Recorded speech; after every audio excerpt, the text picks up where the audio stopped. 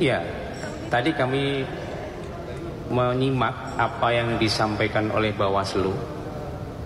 Hampir sebagian besar laporan-laporan itu adalah berupa tindakan yang dilakukan oleh pasangan calon nomor urut 2. Laporan-laporan itu ya, ditujukan kepada hanya salah satu pasangan calon, sebagian besar.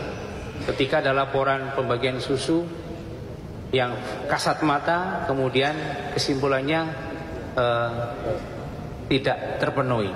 Ketika ada laporan pengumpulan kepala desa, kesimpulannya tidak memenuhi.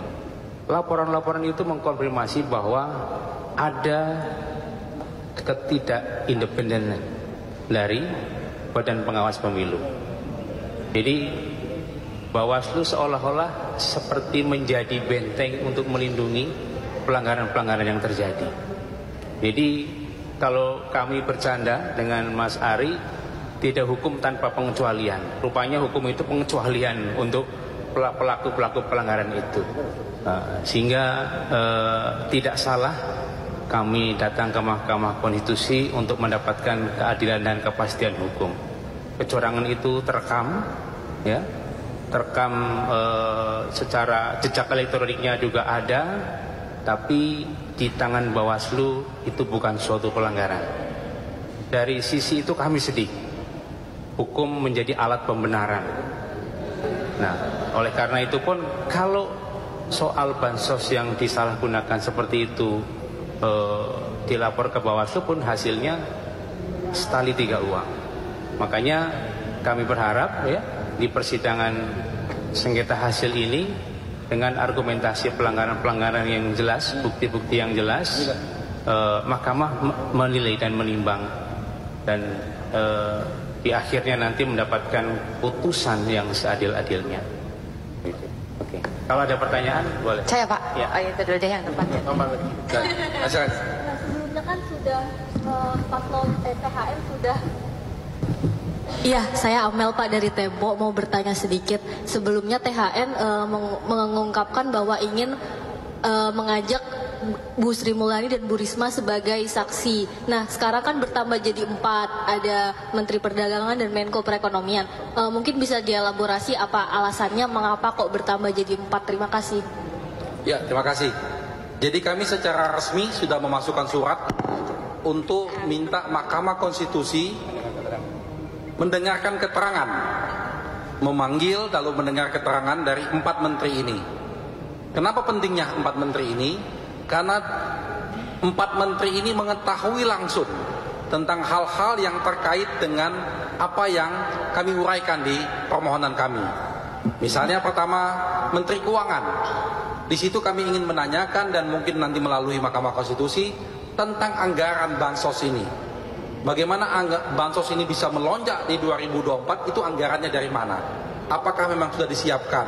Apa sudah diplanningkan? Karena tidak ada kejadian yang penting di 2024 ini. Kalau dulu di 2020 ada COVID, 2024 ini tidak ada apa-apa. Tapi lebih tinggi. Tapi naiknya luar biasa tingginya. Itu yang kita mau tanyakan. Kaitan dengan Menteri Sosial, kaitan dengan penyalurannya, perencanaan bansosnya. Apakah bansos itu sudah tepat guna?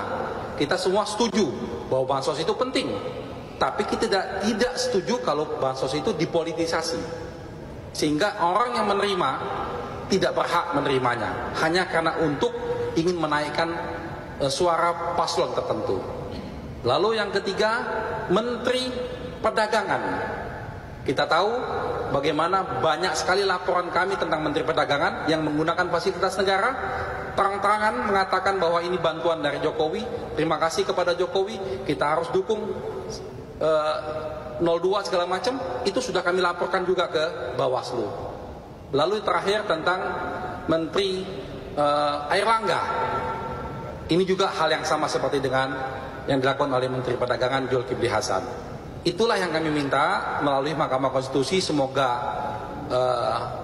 dapat dikabulkan. Tadi juga pihak 03 mendukung argumen kami. Karena kenapa ini penting?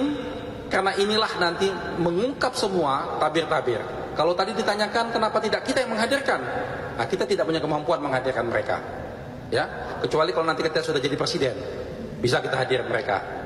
Ya, ya apa? Ya, penegasan aja soal pekan depan agendanya kan saksi dan ahli. Nah dari kubu 01 ini sudah bisa dibocorkan itu dari elemen apa saja, misalnya baik itu saksi ataupun juga ahli, apakah ada tokoh atau nama penting yang akan hadir. Kemudian tadi di pernyataan dari Bawaslu ini memang banyak laporannya, tapi banyak juga yang tidak bisa ditindaklanjuti karena ada kekurangan alat bukti ataupun juga ada kekurangan-kekurangan lain pada saat prosesnya begitu. Nah, apakah 01 ini menjamin bahwa yang kemudian sudah dilaporkan tidak bisa ditindaklanjuti di Bawaslu itu bukti-buktinya bisa dihadirkan di ruang sidang di MK ini? Terima kasih. Iya, yang terakhir dulu. Oke. Kalau bukti-bukti laporan ada. Jadi bukti-bukti laporan kami ke Bawaslu ada dan sudah masuk di dalam bukti surat. Itu terkonfirmasi dan sudah disahkan pada sidang pertama. Jadi kami tidak omong kosong, tidak nembak angin. Jadi apa yang peristiwa-peristiwa pelanggaran yang dihadapi pasangan calon 01 ini, ketika ada pelanggaran lapor. Dan laporan itu masuk PTS. Kita jadikan bukti sudah. Kemudian untuk pembuktian kami sudah siapkan saksi fakta ya untuk mengorekan menjelaskan fakta-fakta tentang adanya pelanggaran dan kecurangan. Kemudian juga kemudian juga ahli. Ahli itu kriterianya saja ya. Kalau sosoknya nanti Senin baru bisa kita sampaikan mengenai penyelenggaraan pemilu.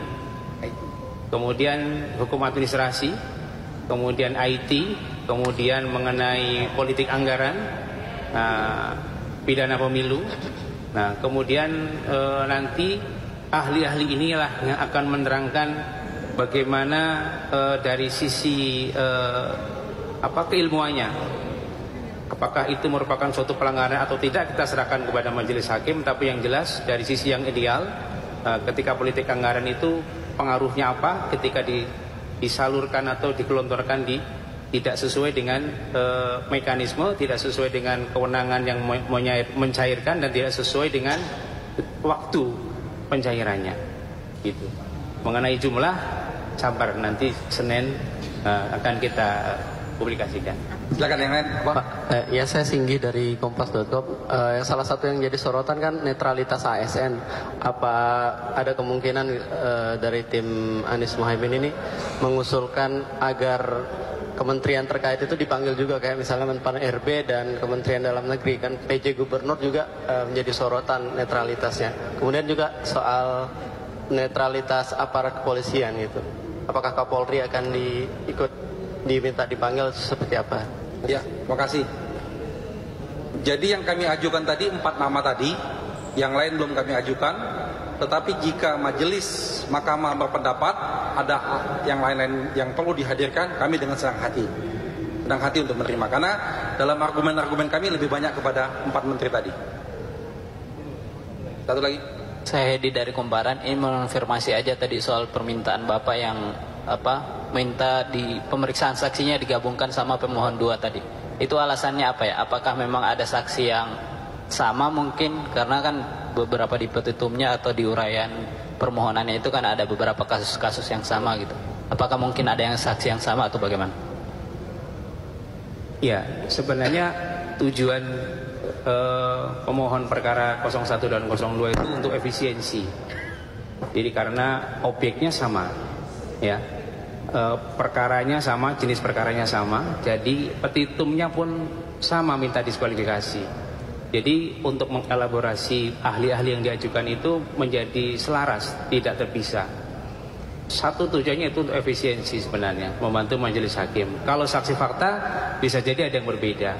Tapi intinya itu adalah keinginan kami sama-sama dengan pemohon 02, tapi keputusan ada di majelis. Ternyata tetap dipisah karena pertimbangan administrasi perkara yang barangkali menyulitkan. Jadi kami diberikan kesempatan dulu. Besok hari Senin saksi dan ahli dari pemohon 01, perkara 01. Nah, nanti ketika setelah selesai semua, Selasa ahlinya termohon perkara 01, Rabu ahlinya pihak terkait perkara 01, kemudian